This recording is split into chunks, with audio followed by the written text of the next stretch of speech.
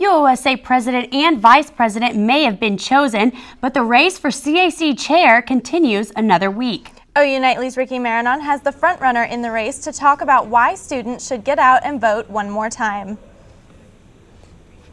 Thanks, guys.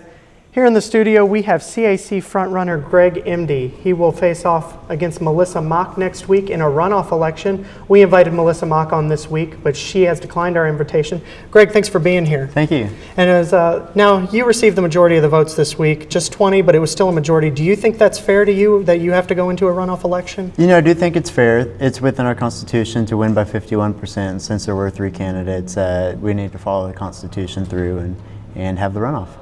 And if you are elected, what are your top 2 issues that you will spend time on? Top 2 issues are education and inclusion. As treasurer, I worked with the Association of Fundraising Professionals to put on a sponsorship seminar to help the rest of campus better themselves and their student groups. And I want to do the same for programming or administration or public affairs, graphic design, so that we can fully encompass the amount of education that we have and give it to the rest of campus.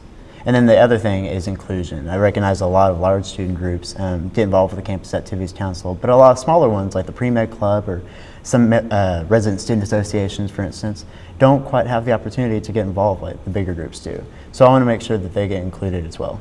What makes you different from your opponent, Melissa Mock? You know, I've had 3 years of experience with the Campus Activities Council. It really is my home. It really is my family. I was the first full-term sophomore event chair in over 10 years. And in that capacity, I quadrupled attendance at our film festival and I created a new event to further inclusion.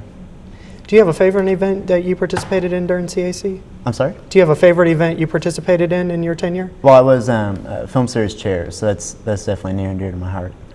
All right, thank you so much for being here today, Greg.